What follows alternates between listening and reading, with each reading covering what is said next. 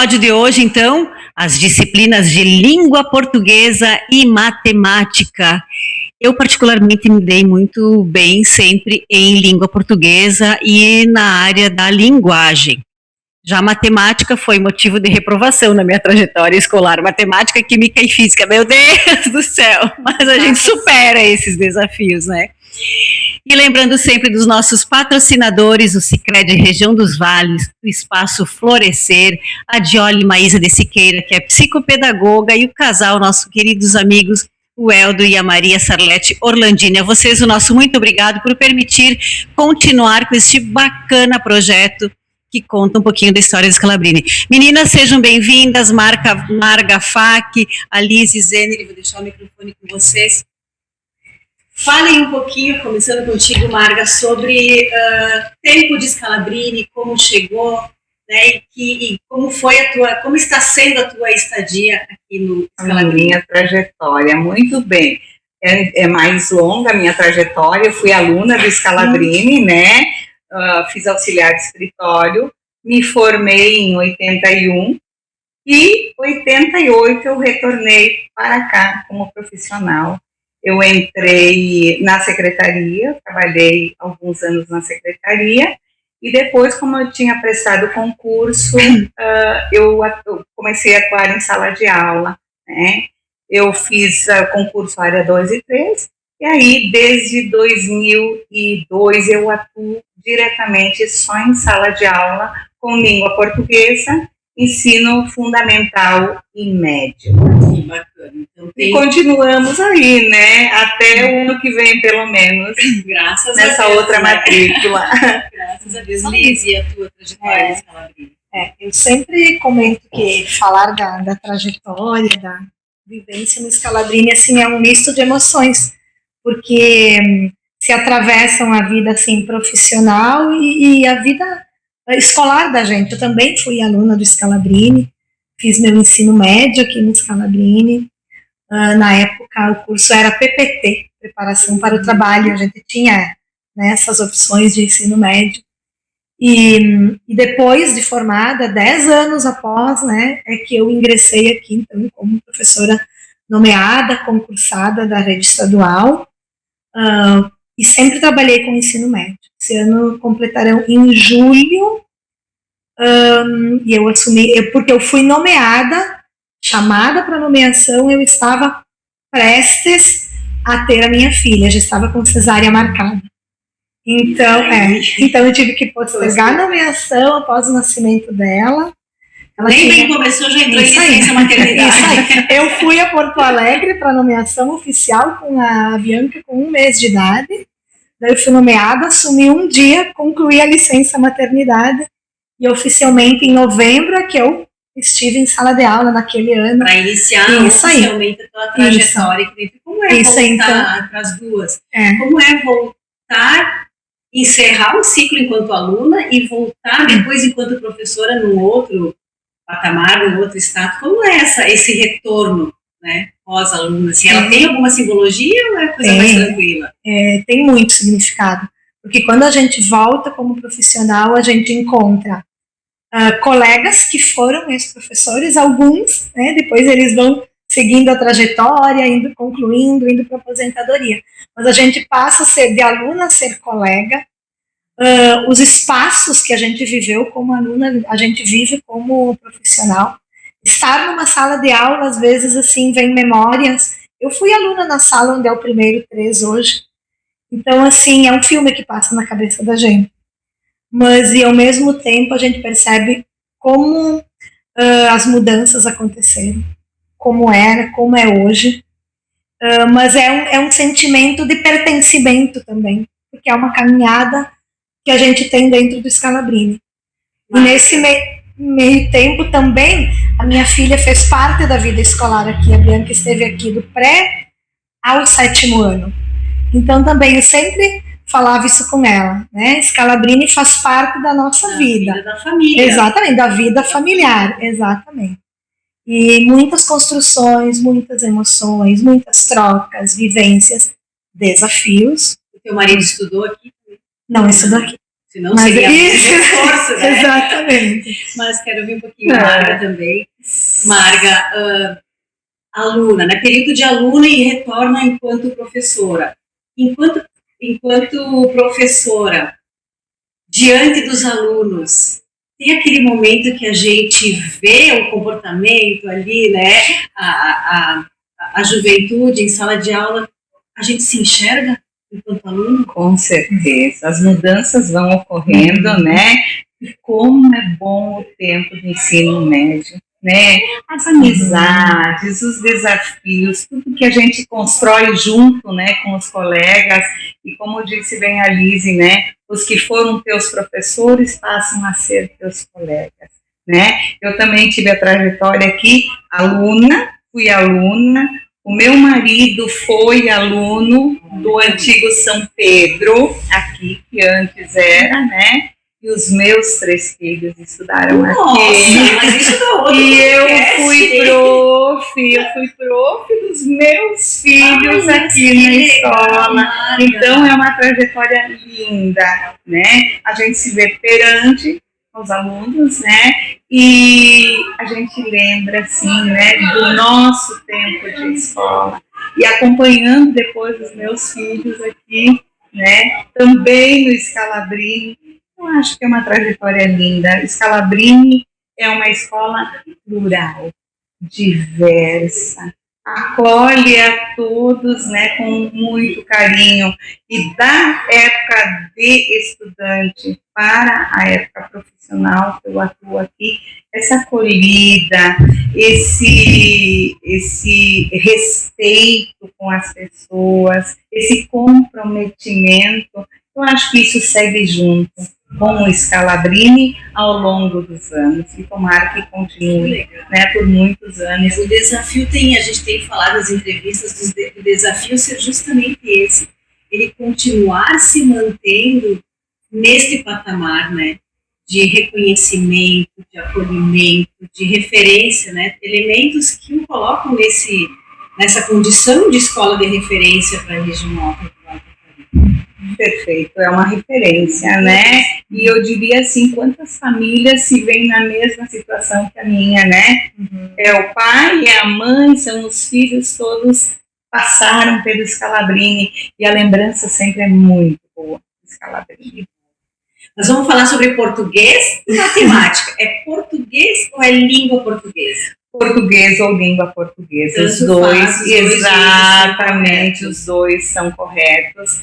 E eu diria, língua portuguesa ou português, tudo parte da questão da leitura. Do que os alunos buscam além da escola. A interpretação de um texto não serve só para português. Serve para português, serve para matemática, serve para humanas, serve para a natureza. Então, assim, ó, se nós temos o aluno que vai um pouquinho mais, que busca um pouquinho mais, que lê algo a mais, nós percebemos na sala de aula que o aluno consegue exatamente se comunicar melhor, escrever melhor, tem poucos erros, né, do português, que é o nosso maior problema às vezes, né, o acento, ou a concordância, enfim. E nós percebemos claramente aquele aluno que é mais comprometido, ou eu diria o estudante, né, que é mais comprometido, que busca algo a mais, dessas 4 ou 5 horas dentro da sala de aula, ele com certeza se sai melhor. Agora, por exemplo, nas provas externas, o que é cobrado? Só português e matemática. Então, se nós temos esse aluno um pouquinho melhor preparado, né, além da sala de aula, eles tendem a ser melhores, com certeza. E reflete, com certeza, na matemática. Diretamente na matemática. Eu considero áreas complementares e não opostas, né, como muitos, né, trazem o ama ou odeia, tem isso sim, mas elas se complementam. Porque o aluno que às vezes apresenta uma dificuldade na matemática, geralmente não é na estrutura do cálculo, na parte ali teórica, é sim na compreensão, na interpretação. da pergunta. E vem ali a complementação, né, o que a língua portuguesa faz da leitura, da compreensão, da interpretação, que são habilidades fundamentais na matemática também. Claro que voltado a isso, daí a gente faz todo o trabalho de estimular, de desenvolver o pensamento matemático, o raciocínio lógico. E a gente sempre procura trazer, principalmente, né, o foco do ensino médio, que é a minha área, o quanto a matemática está presente em outras áreas e ali fora. Né? Eles não vivem somente a matemática nessas 3 ou 4 horas dentro da sala de aula. Deles verem a importância e a presença da matemática. A prof. Marga falava, as avaliações externas vêm com português e matemática. Uma prova de seleção, desde que eles começam agora, né, a ingressar no mercado de trabalho, o próprio jovem aprendiz, alguns têm prova de seleção, é matemática, é língua portuguesa. Então, isso como vem... é a construção do vem processo muito forte, de aprendizagem entre os professores da área, no caso, né, vocês duas? Há uma construção coletiva, assim, uma troca de informações? Vocês atuam, pelo menos no ensino médio, vocês compartilham das mesmas turmas. Na maioria delas. Como é essa construção, daqui a pouco, né, Lise, tal aluno, precisaria de um curso assim, Marga, tal aluno, dá uma atenção assim, ocorre essa troca entre eles? A gente partilha sempre, porque o aluno que tem bons resultados e dá conta do processo por si só, ele só segue, a gente, né, às vezes orienta, estimula e ele vai. O nosso foco maior sempre é naquele aluno que tem uma dificuldade maior, da gente buscar entender essa fragilidade, recuperar esse aluno. E daí a gente faz as trocas. Como está na linguagem, prof. Marga? Comigo está assim, não compreende, tem a dificuldade ali da interpretação. Como está contigo? Essas trocas sempre são válidas, né, e necessárias.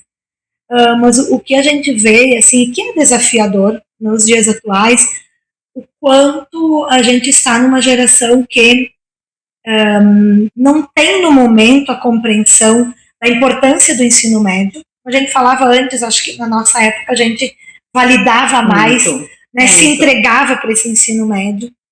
Agora é algo muito mais, me falta a palavra agora, mas assim, mais leve, mais supérfluo para eles, sem consolidar tanto.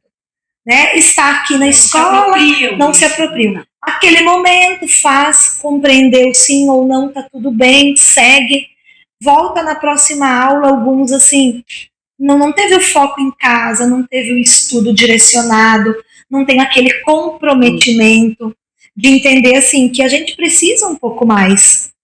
Eu costumo comparar com eles, gente, por que às vezes a gente faz um exercício? Por que a gente chama às vezes de exercício? Porque é exercitar. É o treino. E é o treino. Daí eu comparo com um maratonista. Ele só vai correr no momento da prova, no momento do teste? Não, né? O preparo está onde? E que o aluno precisa isso, tanto na linguagem quanto na matemática. A leitura, a releitura, o refazer, o buscar, o querer mais. Então, eu acho que nos dias, né, nesse momento atual, é desafiador esta parte. Desse buscar, desse comprometer-se, deste querer, e de entender que isso vai ter resultados ali na frente. Que não é só para... É importante para a vida deles, né? Então, quando nós compartilhamos problemas, né, ou situações dentro da sala de aula, nós tentamos buscar alternativas para que esse aluno consiga também ir adiante, né? Mas a questão do comprometimento. Eu não sei se falta maturidade ainda, falta um olhar, de repente, diferenciado, né, em casa, mas eles não dão o devido valor, a devida importância. Para nós, o ensino médio era sagrado. Isso aí. A minha mãe, eu não tinha o pai na época, né, eu perdi o pai muito cedo, mas a minha mãe dizia, não, vocês têm que fazer pelo menos o ensino médio, porque graduação a gente não almejava na época, né, então o ensino médio, como o ensino médio, ela nos dizia, vocês vão conseguir um emprego, um pouco melhor, né, trabalhar num ambiente um pouco melhor, enfim, era fundamental, era sagrado para nós, coisa que hoje realmente falta esse comprometimento, falta maturidade, falta um olhar diferenciado para o estudo, para o estudo. E essa Prof. Marga, essa perspectiva de vida aí na frente, né? Que objetivo eu tenho? O que eu almejo como estudante de ensino médio, né? Geralmente, como a gente tem uma longa caminhada, geralmente o ensino médio já entra com um propósito. O que eu quero, que eu busco, que eu pretendo para mim. A gente vê que agora, ano após ano, isso se perde, né? Estou aqui fazendo ensino médio. Cumprindo, né? Não generalizamos, sempre tem aquele que quer, que busca, mas a gente vê que isso vem se perdendo, né? Essa perspectiva, esse objetivo de vida, porque a gente tenta sempre mostrar dentro do nosso componente onde isso está lá fora, em que área a gente utiliza. Né? Eu não sou da matemática, eu vou para uma área que eu não vou usar muita matemática. Às vezes eles traziam isso. Ou o aluno destaque, eu vou para uma área das exatas, porque eu gosto da matemática. Isso se perde, a gente está perdendo isso. A gente sente isso no dia a dia da sala de aula. Não se dão conta que precisam da matemática até para gerir a sua própria vida empresarial, financeira. Exato. Vai comprar uma mercadoria, tu tem 100% de desconto. Eles precisam saber, né? Como o Liz citou antes, o jovem aprendiz hoje, eles precisam escrever um texto. Eles precisam fazer um resumo. Se eu não sei, se eu não aprender na escola a fazer isso, eles têm que saber se virar. Então, é só jovem aprendiz. Não interessa. É aí que tu vais demonstrar o teu conhecimento também. Marga, e enquanto aluna do Scalabrini, quem eram tuas profs? E a Prof. Nelda, a Prof. Ana Cecília Tonho, da matemática, tu lembras? A Prof. Marisa Piccoli, o professor Luiz Peretti, o professor Zé Gonzatti. Sim, nós Ele se dava bem na matemática?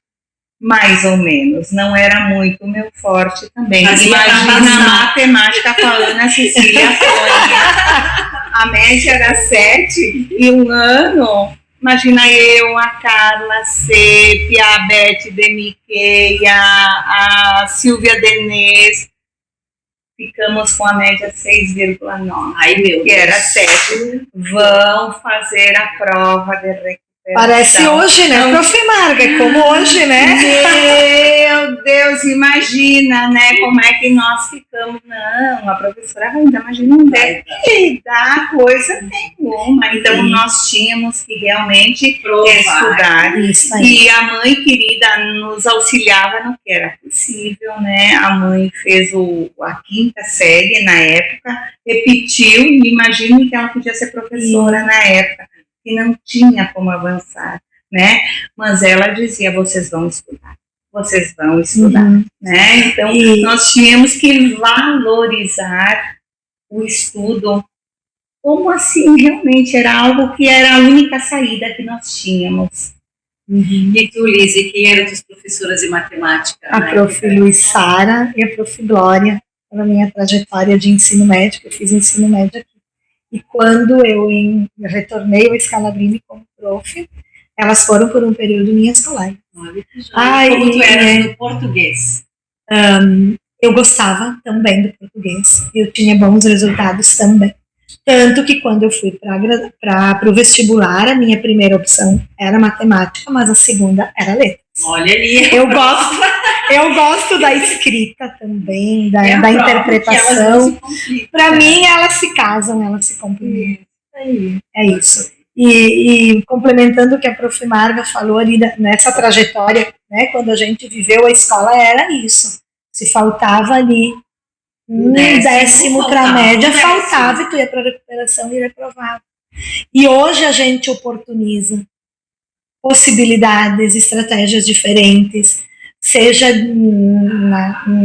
na didática, na metodologia de ensino, as possibilidades de recuperação, e a gente vê um aluno que não aproveita muitas vezes essas possibilidades. Às vezes a gente brinca que hoje, para reprovar, precisa se esforçar para reprovar. É verdade. Né? Então, parece que essa inversão aconteceu nessa trajetória de vida. Exatamente. Exatamente. E daí, com isso, algumas coisas se invertem, né?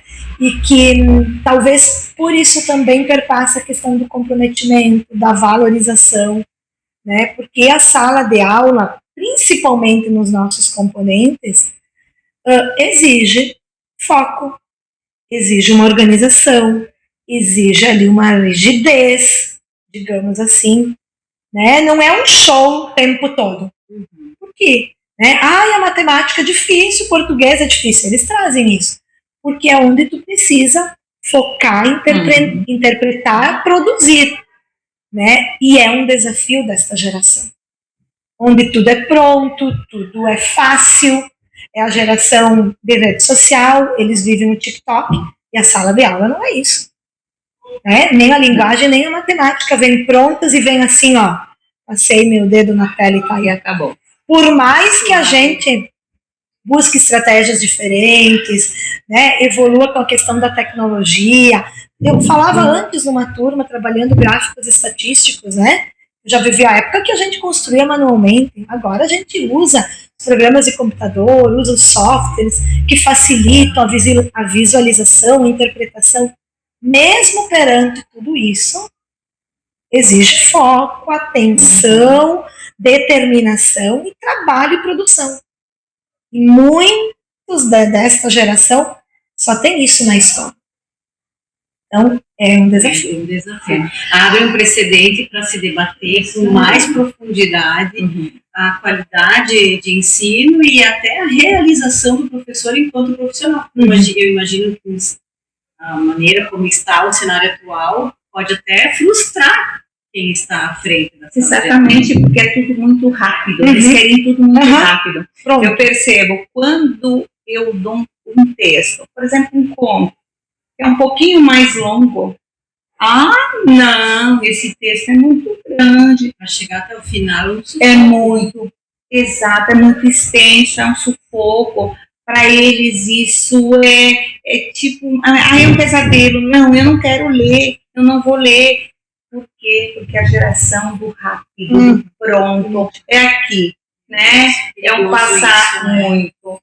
Eu fico muito preocupada com essa situação, né? Eu digo, ler um livro, então, como é que vocês fazem, né? Simplesmente não leem, né? É difícil. Então, eu gosto muito da crônica. A crônica, ela é um texto curto, né? E é uma linguagem mais acessível, mais leve, mais objetiva. Então, às vezes, por aí eu vou pegando eles devagarinho, né, para chegar num texto mais extenso. É muita habilidade que exige, né? Gurias, precisamos se encaminhar no final. Eu gostaria de ouvir de vocês uma mensagem para o Scalabrini, né, pela comemoração dos 50 anos. Se fosse entregar um presente e abraçar o Scalabrini pelo seu aniversário, o que você diria? Eu estou feliz. Eu acho que a trajetória do Scalabrini é muito linda, né? Toda a validade, todo o compromisso, a importância que o Scalabrini tem para a comunidade, não só de Encantado, quantos municípios a gente abraça aqui, né? E eu sou muito feliz em fazer parte dessa história. Fiz e continuo fazendo, né? E por que você determinou até ano que vem se aposente? Eu acho que sim, o ano que vem abandonar a outra aposentadoria na outra matrícula e eu acredito que dê tudo certo. Vai ser um desafio também, porque é o processo pós isso. Isso aí, mas a Profimarga, eu acho que a Profimarga deixa sim um legado importante, uma contribuição importante para o Scalabrini. E a gente quer, né, que os profissionais que cheguem também depois da gente e continuem e que tenham orgulho do Scalabrini, do município de Encantado. Eu tenho muito orgulho e gratidão, né, por fazer parte de toda essa família, dessa acolhida que a gente teve volto enquanto aluno, enquanto prof, enquanto mãe, né?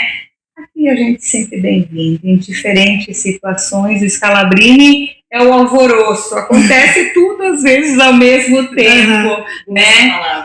Mas a gente consegue administrar, a gente consegue ficar bem, estar bem, se sentir bem aqui dentro, como profissional, hoje, né?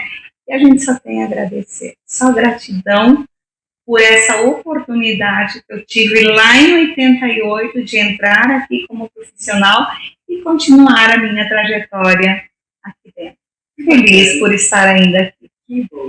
Liz, e você, se fosse presentear e abraçar e cumprimentar o Scalabrini? Então, meu abraço ao Scalabrini é de parabéns por esse momento de comemorar 50 anos, de desejar sucesso, né, porque é uma trajetória histórica de muita construção e que seja duradoura essa trajetória nos próximos anos que virão.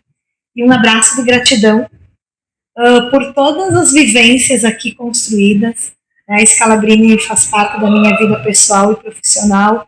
Aqui aprendi, aqui aprendo, aqui eu posso contribuir, aqui eu me sinto acolhida, né, que construi parte da minha vida profissional, porque tenho vínculo também em outra rede, então a gente se divide como profissional, mas parte da minha vida. Mais um motivo para ocorrer uma troca construtiva. Isso aí. Então, faz parte da minha trajetória pessoal, sim, de muito aprendizado, de crescimento, de desafios. Então, é um abraço muito carinhoso ao Scalabrini por todas essas oportunidades. E dizer de quanto eu me realizo em estar aqui, em poder fazer parte dessa história, porque quando a gente ali fora encontra um ex-aluno, e são muitos que estão em diversas profissões, né, que vem, foi minha prof, né, foi minha prof, Scalabrini, porque o ensino médio, né, por nós sermos a única escola pública de ensino médio de Encantado, a grande maioria passa pelo Scalabrini, passa pela gente. Então, a gente faz parte dessa caminhada dessas pessoas. Isso é gratificante. Ao mesmo tempo que a nossa profissão é desafiadora, cada ano a gente sente mais isso, ela é muito gratificante. Né? E a gente ouvir, né, isso de que, nossa, foi minha prof. Eu ouvia nesse ano, né, na rede municipal que eu trabalho com os menores, né, uma mãe fazendo uma matrícula de uma criança de pré e olhou assim, isso foi minha prof? E ela tem filhos agora na escola, então enche de emoção. Então é um abraço muito carinhoso de gratidão realmente por tudo que aqui é construído diariamente. E assim, com todo esse carinho, esse abraço, esse sentimento de gratidão e orgulho, a gente encerra esse que é o 36º episódio do programa Scalabrini rumo aos 50 anos. E nos abraçaremos todos e todas oficialmente dia 23 de maio, quando ocorre o jantar comemorativo a este importante, bacana e histórico aniversário Scalabrini. Gurias, muito obrigada. Marga, Lise, em nome de vocês agradeço toda a equipe que tem se colocado à disposição da gente para desenvolver esse trabalho. Obrigada. Muito obrigada. Até a próxima.